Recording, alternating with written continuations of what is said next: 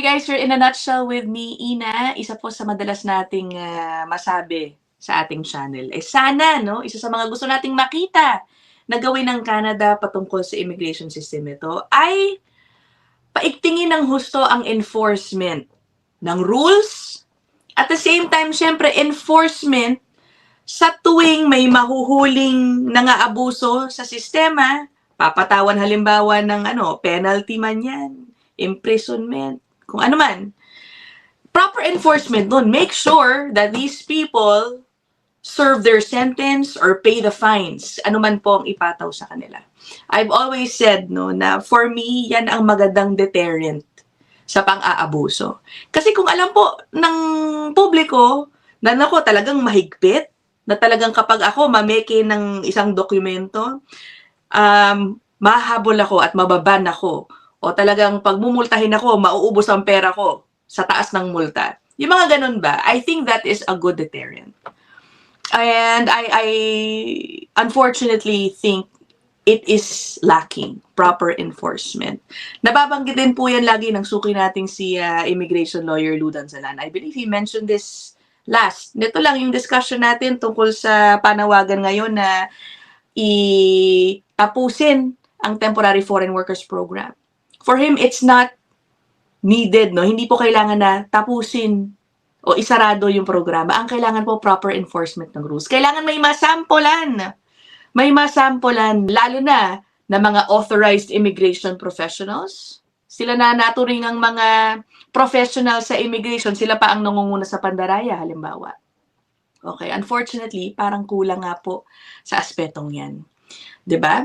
Kasi una sa lahat, if there is no proper enforcement, if kulang ba, let's say, ang training ng IRCC personnel o ng CBSA o whoever concerned government employees, kunyari kulang ang training nila, kulang ang sistema rather, no? Kahit ano pang bagong program ang gawin, kahit pa scrap yung TFW program, magkaroon ng panibago, hindi mawawala ang mga mag-a-attempt mang abuso. That is why, isa po yan sa mga gusto nating makita, no? Kaya nung nakita ko po itong report nito, sabi ko, wow, finally! Meron na, no? Sabi ko, wow, finally! Meron palang mga napatawan ng mabibigat na fines. O, tingnan niyo itong report po ng Toronto Star just yesterday, September 4th. Ayan. Dozens fined for breaking rules of Ontario immigrant program that has come under scrutiny. So this specifically refers to the OINP. Okay, yan po yung Provincial Nomination Program in Ontario. According to this report, since the OINP was established or started in 2018, meron ng napatawa ng more than $509,000 in penalties against 77 legal representatives and employers for breaking the rules of the program. Okay, wow! Ang galing, diba? Okay.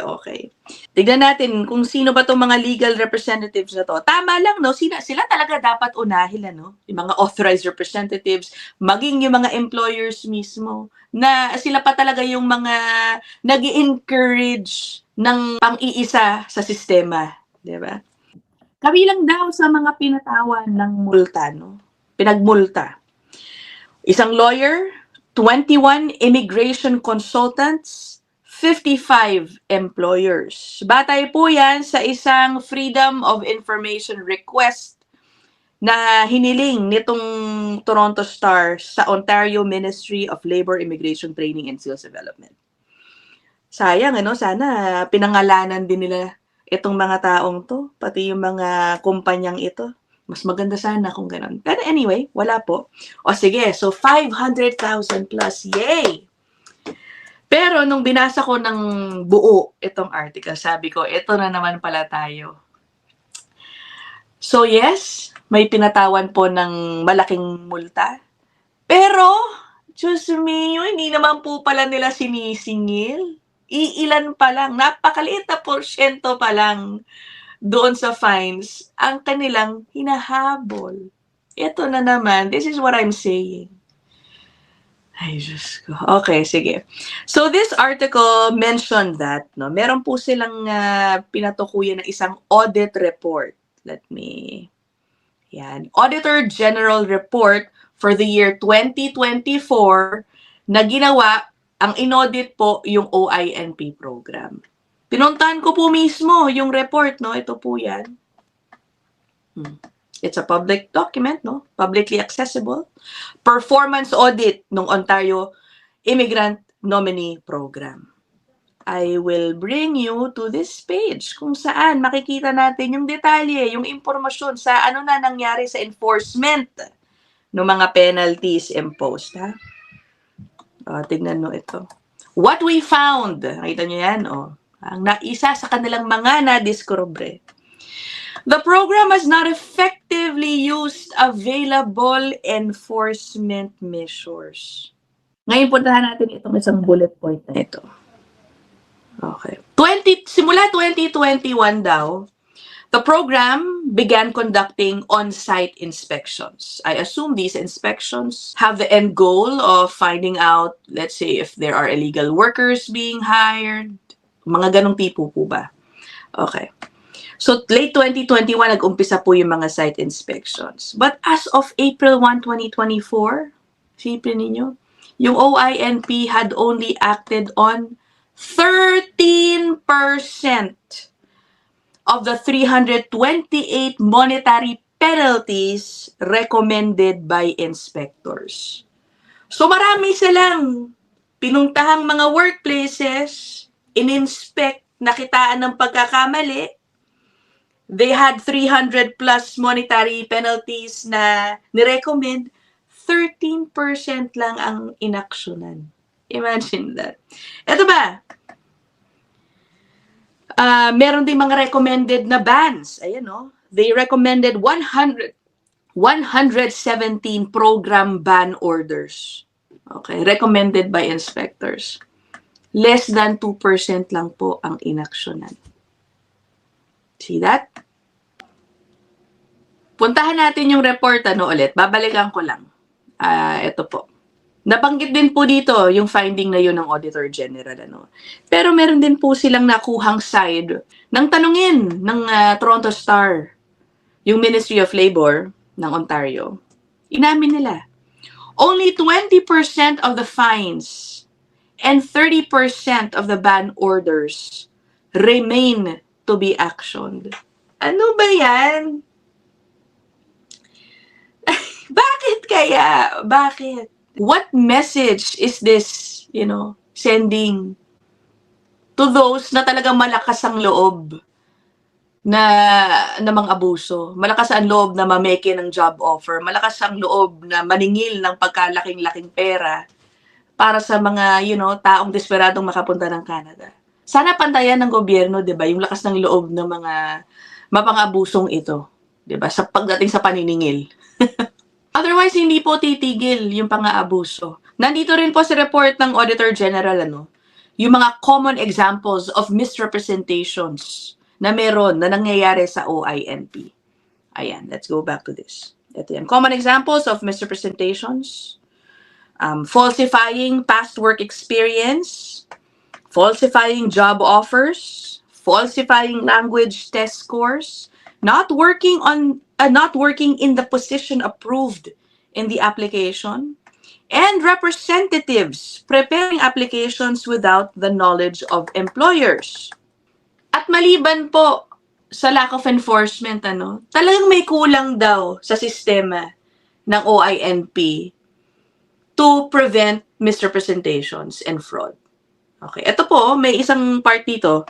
Results of program inspections revealed weaknesses in the ministry's application processing to prevent and detect misrepresentation. So the system itself appears talagang maraming butas. Okay, maraming pwedeng i-take advantage of. Ang OINP, by the way, alam naman natin, isa po yan sa or actually, I think siya ang may pinakamaraming applicants sa lahat ng mga PNP programs. Ang isa po sa mga goals ng OINP, syempre, ma-identify, kunin nilang mga PR, yung mga taong nagtatrabaho in areas na merong kakulangan, may shortage. At alam yun, nakita ng report ng Auditor General. Maliit. Bakit daw napakaliit na porsyento lang doon sa kanilang mga tinatanggap, binibigyan ng PR, are actually in occupations with the highest vacancies. So it defeats the purpose of it, right? Ito yan, no?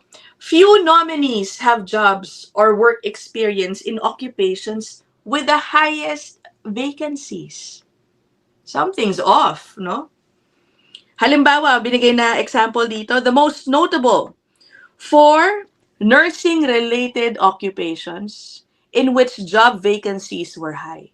And yet, sabi dito, only between 0.3% and 0.9% of all the nominations were made in those occupations. Something's off. Bakit nga naman, ano? Hindi matutuwa yung mga locals pag marinig nila yan. Ang dami nagrereklamo tungkol sa mga mahabang pila, halimbawa sa mga ER. Yung mga ganyan, di ba? So anyway, yun lang naman po. What do you think about this, ano? Di ba? I mean, it's so frustrating. It tells me na hindi lang po yung mga aplikanteng maloloko ang problema. Ang nagbibigay ng problema sa immigration system ng Canada. Yung mismong sistema po talaga, may mali. No? The system itself allows people to easily manipulate it. Anyway, yun lang naman. Let me know what you guys think. I look forward to seeing your comments down there. I'll see you guys in the next one. Bye!